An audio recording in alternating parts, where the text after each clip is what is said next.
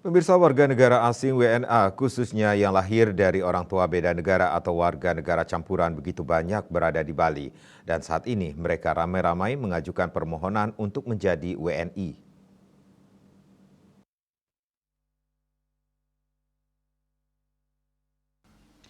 Permohonan pewarganegaraan untuk menjadi WNI selama tahun 2024 ini cukup banyak yang diajukan melalui Kemenkumham Bali. Berdasarkan data dari Kemenkumham Bali tahun 2024 sudah ada 199 orang yang mengajukan diri untuk menjadi WNI.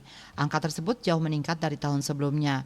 Jika hingga Juni 2024 sudah ada 199 orang yang mengajukan diri. Pada tahun 2023 sebelumnya terdapat 67 orang dan tahun 2022 hanya 2 orang.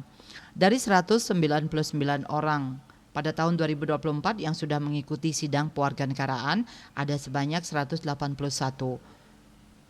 dan sisanya 18 belum mengikuti. Sedangkan yang 67 orang tahun sebelumnya semua sudah mengikuti sidang pewarganegaraan. Sebelum disumpah untuk diterima menjadi WNI, mereka sebelumnya diberikan berbagai pertanyaan terkait wawasan kebangsaan, pengetahuan tentang Indonesia dan alasan mereka ingin menjadi WNI. Mereka banyak atau dominan memilih menjadi WNI karena mengaku cinta budaya Indonesia dan Bali pada khususnya.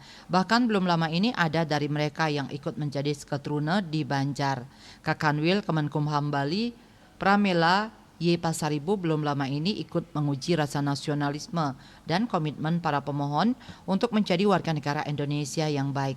Hasil dari sidang pewarganegaraan ini akan diproses lebih lanjut oleh Kanwil Kemenkumham Bali dan diteruskan ke Kementerian Hukum dan HAM di Jakarta untuk mendapatkan keputusan final.